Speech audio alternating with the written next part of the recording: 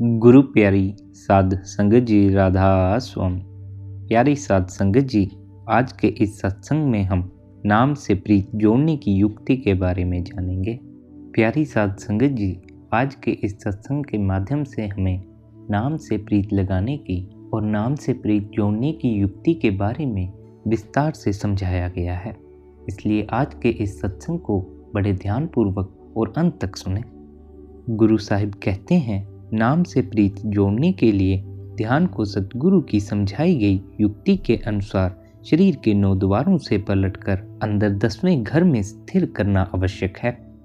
अब प्रश्न उठता है कि सतगुरु ध्यान को आंखों से ऊपर 10वें द्वार में पहुंचाने की कौन सी युक्ति समझाते हैं। फिर आप जवाब देते हैं कि सतगुरु अपनी शरण में आए शिष्यों को गुरु मंत्र, दीक्षा या नामदान प्रदान करते हैं। उस दीक्षा या उपदेश के 3 अंग हैं: सुमिरन, ध्यान और शब्द की ध्वनि से प्रीत जोड़ना। गुरु रामदास जी की वाणी है, मन खिन खिन भरम भरम बहु धावे, तिल घर नाही वासा पाइये। गुरु अंकस शब्द दारू सिर धारो, घर मंदिर आन बसाइये। आप समझाते हैं कि वर्तमान अवस्था में हमारा चंचल मन संसारिक शक्लों और पदार्थों के पीछे निरंतर दौड़ता रहता है। यह पल भर के लिए भी आंखों से ऊपर अपने असली घर में स्थिर होकर नहीं बैठता। जिस प्रकार महावत मुंहजोर हाथी के सिर पर अंकुश रखकर उसको अपने वश में कर लेते हैं, उसी प्रकार मन के सिर पर सतगुरु के शब्द का अंकुश रखने से यह बाहर भटकना छोड़कर अंदर आंखों के पीछे अपने असली घर में स्थिर होकर बैठ जाता है और शब्द की ध्वनि में लीन हो जाता है। अब सवाल करते हैं कि मन अंदर स्थिर होकर बैठने की अपेक्षा मायामय संसारिक पदार्थों की तरफ क्यों भटकता फिरता है।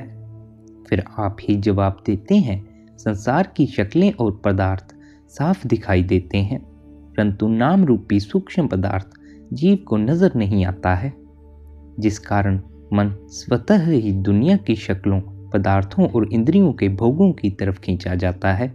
इसके फलस्वरूप जीव को झूठा, नाशवान और दुखदायक मायावी जगत सच्चा प्रतीत होने लगता है, परंतु जो नाम शब्द या परमात्मा सच्चा, अविनाशी और सच्चे सुख का भंडार है, दिखाई नहीं देता, उस तरफ इसका ध्यान नहीं जाता। गुरु अमरदास जी का कथन है, घर धर छोड़े अपना पर घर झूठा जाई, चोरे वांगू पकड़िए बिन नावे चोटा खाई।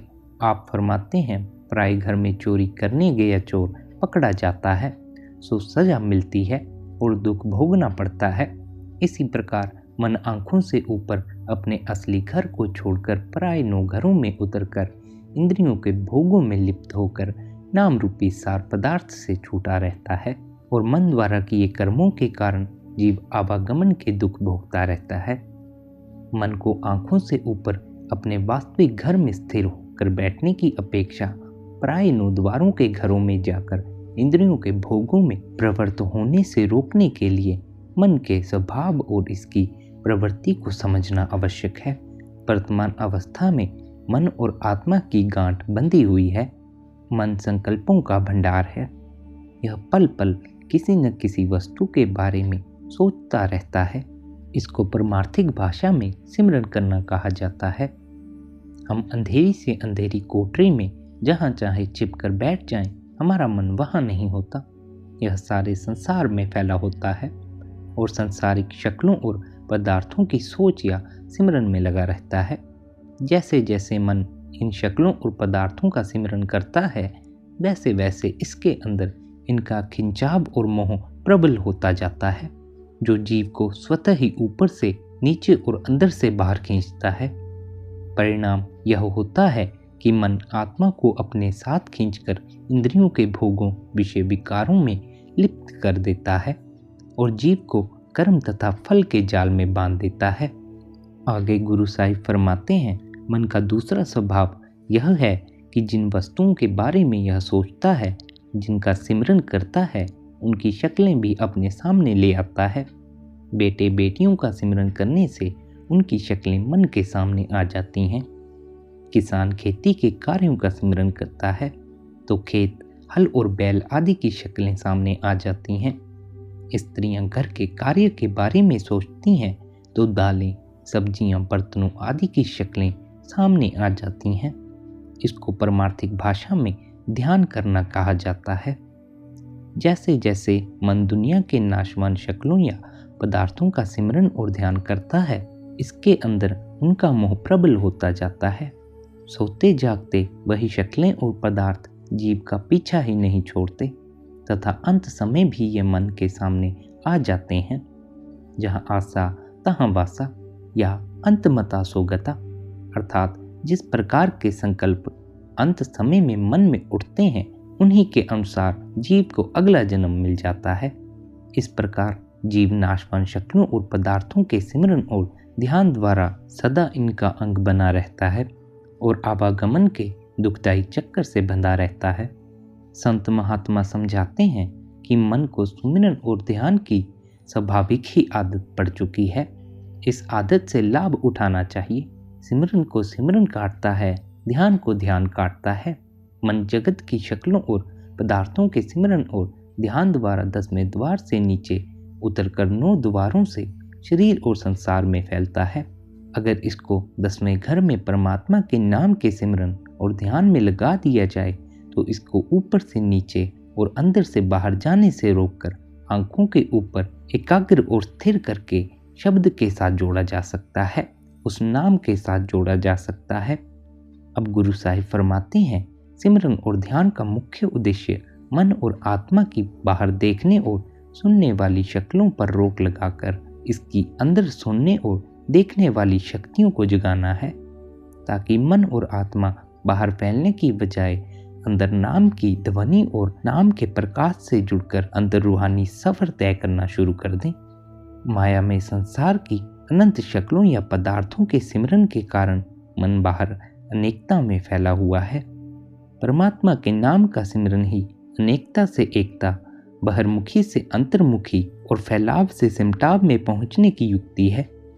अब गुरु साहिब सिमरन के बारे में समझाते हुए सवाल उठाते हैं कि संसार की अलग अलग भाषाओं में परमात्मा के असंख्य नाम हैं, इनमें से किस नाम का सिमरन किया जाए? फिर आप ही जवाब देते हुए कहते हैं कि कबीर साहिब का शब्द है, जिस सिमरन होए मुक्ति द्वार। मन में वह सिमरन करते रहना चाहिए जिसके द्वारा जीव का जगत में आवागमन खत्म हो जाता है। अंदर अनहद शब्द के बाजे सुनाई देने लगते हैं और परमात्मा के घर दर में पहुंचने का सौभाग्य प्राप्त हो जाता है। अब आप फरमाते हैं, जिह सिमरन तेरी जाए बुलाए, जिह सिमरन तुझे पोहे ना माए, सिमर सिमर हर हर मन गाइए, यह सिमरन सतगुरु ते पाइए। जिस सिमरन द्वारा जीवात्मा काल माया और जन्म मरण के बंधन से मुक्त हो जाती है, वह सिमरन सतगुरु से प्राप्त होता है और मन को सदा आनंद पूर्वक उस सिमरन में मगन रखना चाहिए। कबीर साहिब समझाते हैं कि मन चाहे नामों का सिमरन नहीं करना चाहिए, बल्कि सतगुरु द्वारा बख्शे नाम का सिमरन करना चाहिए। जिस प्रकार संसार की शक्लों या पदार्थों के सिमरन का संबंध माया में संसार से होता है, उसी प्रकार सतगुरु द्वारा बख्शे सिमरन का संबंध सतगुरु से होता है। जिस तरह संसारिक शक्लों और पदार्थों का सिमरन मन को उनकी तरफ खींचता है, उसी प्रकार सतगुरु के बख्शे सिमरन में सतगुरु की शक्ति समाई होती है। वह सिमरन और ध्यान को सतगुरु की तरफ खींचता है। इसलिए सतगुरु द्वारा दीक्षा या नामदान के समय बख्शे शब्दों को सिमरन करना चाहिए।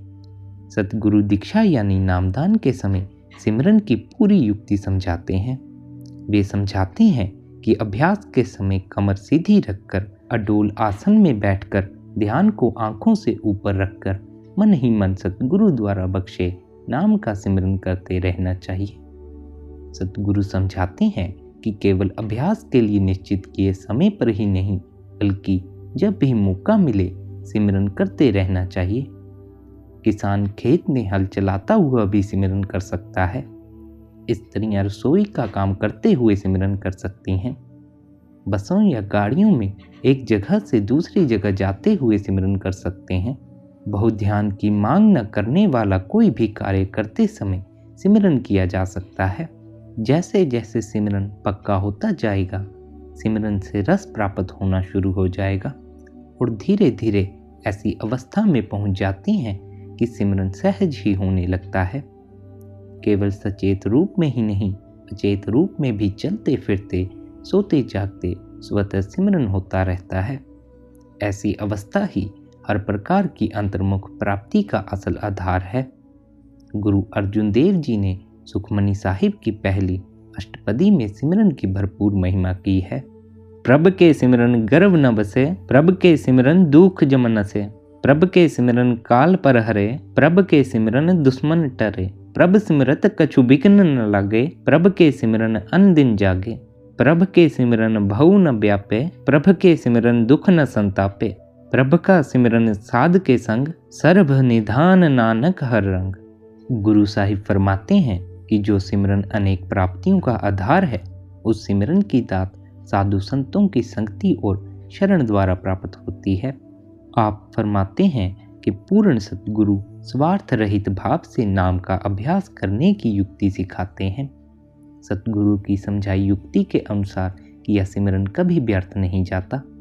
सतगुरु अपने शिष्य को सिमरन करने में हर प्रकार की सहायता देते हैं और अंत में शिष्य सिमरन द्वारा ध्यान को अंदर स्थिर करके नाम से जुड़ने में सफल हो जाता है।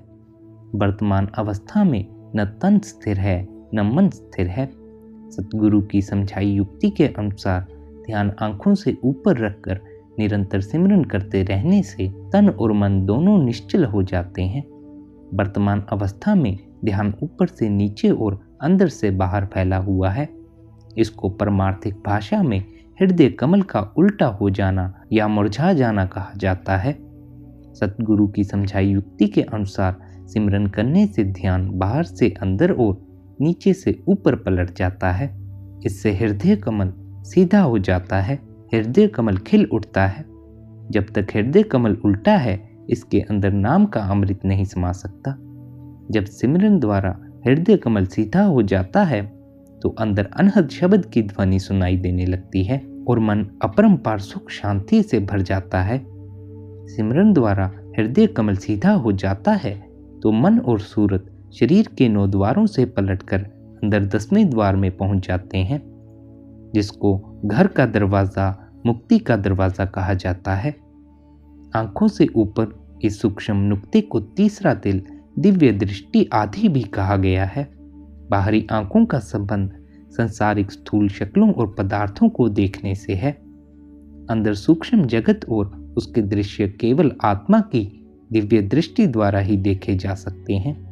गुरु अमरदास जी की वाणी है, कार्य अंदर सब बथ है, बाहर किछ नाही, गुर प्रसादी पाइये, अंतर कपट खुलाही, सतगुर ते हर पाइये भाई, अंतर नाम निधान है, पूरे सतगुर दिया दिखाई, हर का गाहक होवे सो, लय पाए रतन विचारा, अंदर खोले दिव्य दृष्टि, देखे मुक्त भंडारा।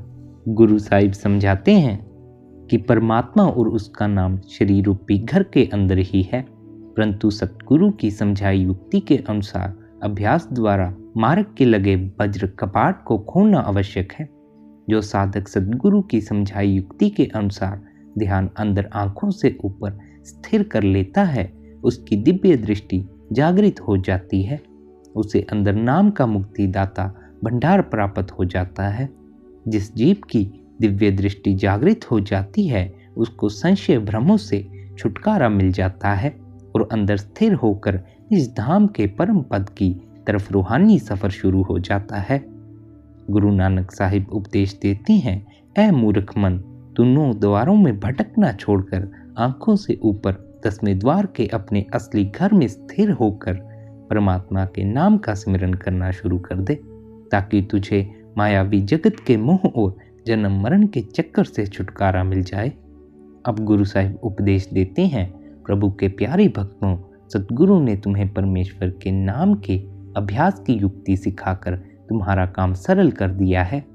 तुम सतगुरु की समझाई युक्ति के अनुसार ध्यान को आंखों से ऊपर स्थिर करके परमेश्वर के नाम का सिमरन शुरू कर दो, ताकि तुम्हारी अंदर की तरफ चढ़ाई आरंभ हो जाए। अब आप फरमाते हैं, जब शिष्य का सतगुरु से मिलाप हुआ तो 20 गुरु से मिलकर शिष्य 1 से 21 बन गया, अर्थात उसमें सद्गुरु की शक्ति समा गई और उसकी अवस्था में जबरदस्त परिवर्तन आ गया। उसकी चेतना स्थूल जगत को पार करके आंतरिक सूक्ष्म जगत में स्थिर हो गई। उसकी चमड़े वाली दृष्टि बाहरी आंखों से देखने वाली दृष्टि दिव्य दृष्टि में बदल गई, अर्थात बाहरी आंखें बंद हो गई और आत्मा की अंदर देखने वाली आंख खुल गई। इसके फलस्वरूप समाधि की उन्मनी अवस्था प्राप्त हो गई और अंदर ज्योति के दर्शन होने शुरू हो गए। सूरत शरीर के 9 द्वारों से सिमट गई। मार्ग में लगे वज्र कपाट खुल गए और सूरत 10वें द्वार में दाखिल हो गई। इस प्रकार ध्यान बाहर के रागनाद से पलट गया और लिव अंदर अनहद शब्द से जुड़ गई। बाहरी जिह्वा बंद हो गई। मन इंद्रियों के रसों भोगों से उपराम हो गया और सूरत ने शब्द का वह अपार अनंत अथाह अमृतसर पीना शुरू कर दिया, जिसको पी सकना बहुत कठिन कार्य है। सतगुरु की समझाई युक्ति के अनुसार ध्यान आंखों से ऊपर एकाग्र करके सतगुरु के दिए नाम के सिमरन द्वारा ध्यान बाहर से पलटकर अंदर आंखों से ऊपर स्थिर हो जाता है। इस तरह मन और आत्मा शब्द की ध्वनि और प्रकाश के साथ जुड़ जाते हैं। आगे गुरु साहिब ध्यान के बारे में समझाते हुए कहते हैं, जब सिमरन द्वारा ध्यान को आंखों से ऊपर एकाग्र करने की कोशिश करते हैं तो यह वहां टिकता नहीं, क्योंकि मन की सिमरन करने वाली वृत्ति व्यस्त हो जाती है। इसकी शक्लें बनाने वाली वृत्ति इसको संसारिक शक्लों और पदार्थों की ओर आकर्षित करती है। जब तक आंखों से ऊपर एकाग्र हुए मन को अंदर कोई शक्ल दिखाई नहीं देती या कोई स्वरूप दिखाई नहीं देता, यह उसमें मग्न होकर अंदर स्थिर नहीं रह सकता। सूरत को आंखों से ऊपर एकाग्र करके जिस परमेश्वर के नाम का सिमरन करते हैं उसकी शक्ल दिखाई नहीं देती, जिस कारण सूरत की अंदर देखने वाली शक्ति बेकार रहती है, जो इसको बार बार नीचे और बाहर की ओर आकर्षित करती है। मनुष्य की सबसे बड़ी लाचारी है कि उसे परमात्मा के स्वरूप का कुछ पता नहीं। गुरु अर्जुन देव जी की वाणी है, आदि निरंजन प्रभ निरंकारा, सब मह बरते आप निरारा, वर्ण जात चिन्ह नहीं कोई, सब हुक्म सृष्टि उपायदा। जिस प्रभु ने सृष्टि की रचना की है वह सर्वव्यापक होते हुए भी सबसे न्यारा है। वह निराकार है, उसका कोई रंग रूप चिन्ह चक्र जाति पाति नहीं है। अगर जीवात्मा को परमात्मा के स्वरूप का पता होता तो यह उसका ध्यान करके सीधा उसमें समा जाता। परमार्थ का प्राथमिक नियम है कि जिसका कोई सिमरन और ध्यान करता है उसका उसी के साथ प्रेम पैदा हो जाता है और वह उसी का ही रूप हो जाता है। वर्तमान अवस्था में जीव केवल 5 तत्वों के बने मायामय जगत की शक्लों और पदार्थों को ही देख सकता है और उसका ही ध्यान कर सकता है, परंतु 5 तत्वों वाले सभी शक्ल पदार्थ नाशवान हैं। 1 तत्व वाले वृक्ष पौधे, 2 तत्व वाले कीट पतंगे, 3 तत्व वाले पक्षी और 4 तत्व वाले चौपाए हमारे ध्यान के योग्य नहीं हैं, क्योंकि इनमें से किसी का भी ध्यान करने से हम ऊपर की ओर रूहानी उन्नति करने की अपेक्षा उन्हीं के स्तर पर गिर जाएंगे। 5 तत्व के पुतले आम इंसान भी हमारे ध्यान के योग्य नहीं, क्योंकि वे भी हमारी तरह नाशवान हैं। देवी देवता किसी ने देखे नहीं और परमात्मा के स्वरूप की जीव को समझ नहीं। गुरु रविदास जी मनुष्य के इस संकट की तरफ इशारा करते हुए फरमाते हैं, बिन देखे उपजे नहीं आसा, जो दिसे सो होए विनाशा। जब तक परमात्मा को देखते नहीं तब तक हृदय में उसका प्रेम पैदा नहीं हो सकता और उसका ध्यान नहीं किया जा सकता। जबकि दृश्यमान संसार की सभी शक्लें और पदार्थ नाशवान होने के कारण हमारे प्यार और ध्यान के योग्य नहीं हैं। अब गुरु साहिब फरमाते हैं, सतगुरु से युक्ति प्राप्त किए बिना परमात्मा रूपी सच का निजी अनुभव या ज्ञान प्राप्त नहीं कर सकते और उसका स्वरूप देखे बिना उसका ध्यान नहीं किया जा सकता। दयालु परमेश्वर जीव के संकट को जानते हैं। निराकार परमात्मा अपने आप को सतगुरु के साकार रूप में समाकर अनगिनत जीवों का उद्धार करते हैं। आप फरमाते हैं, हे प्रभु, संत तेरा शरीर तेरा साकार रूप है। संतों की संगति तेरे प्राणों के समान है। संतों की संगति तेरे सार तत्व के साथ मिलाप के समान है। मुझे सतगुरु से इस सच्चाई की समझ आई है कि संत ही दृश्यमान संसार में सबसे उत्तम और श्रेष्ठ इष्ट हैं। संसार में केवल संत ही जीव की पूजा भक्ति का असल आधार है। आप समझाते हैं हरि के सेवक हरि का रूप होते हैं। वे देखने में मनुष्य प्रतीत होते हैं, पर जिस तरह समुद्र से उठी लहर सदा समुद्र का हिस्सा रहती है और अंत में उसमें ही समा जाती है, उसी प्रकार परमात्मा के भक्त साधु संत सतनाम समुद्र से उठने वाली लहरों के समान होते हैं। जिस तरह किसी वस्तु को लहर के सुपुर्द कर दिया जाए, लहर उसको अपने साथ लेकर समुद्र में समा जाती है, उसी तरह परमात्मा के भक्त अपनी शरण में आए जीव को अपने साथ लेकर परमात्मा में समा जाते हैं। आप समझाते हैं जिनकी प्रीत सदा नाम के साथ जुड़ी रहती है, वे नाम या परमात्मा का ही रूप हो जाते हैं। उनमें और नाम या परमात्मा में कोई भी भेद नहीं होता। अब सवाल करते हैं कि संत और साधारण इंसानों में क्या अंतर है। फिर आप ही जवाब देते हैं कि संतों की प्रीत सदा नाम या परमात्मा के साथ जुड़ी होती है। साधारण इंसान की देह नाम के साथ ऊपर पर्दा डालने का काम करती है, जबकि संतों की देह नाम के प्रकाश को उजागर करने का काम करती है। जो निराकार प्रभु रंग रूप चिन्ह चक्र और जाति पातियों से न्यारा है, वह अपने आप को सद्गुरु में समाकर अपने नाम की पहचान करवाता है। साधु संत या सतगुरु निराकार का साकार रूप है, इसलिए उनका ध्यान ही निराकार परमेश्वर के ध्यान का असल आधार है। परमात्मा का नाम हृदय में उसका प्रेम पैदा करने वाला और मन को तृप्त करने वाला परम तत्व है, और साधु संतों का स्वरूप मन को स्थिर करने वाला उत्तम साधन है। अब गुरु साहिब फरमाते हैं, जिस पर परमात्मा की दया हो जाती है उसको पूर्ण साधु की शरण प्राप्त हो जाती है। साधु संत निराकार परमेश्वर का साकार स्वरूप होते हैं, और केवल उस स्वरूप के ध्यान द्वारा ही जीव अंदर स्थिर हो सकता है। अब आखिर में आप फरमाते हैं, सद्गुरु प्रभु का रूप है। सद्गुरु द्वारा बख्शे नाम का ही सिमरन करना चाहिए और सद्गुरु के स्वरूप का ही ध्यान करना चाहिए।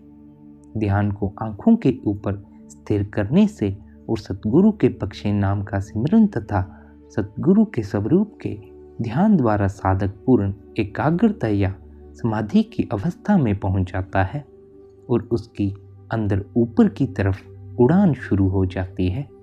राधा स्वामी जी।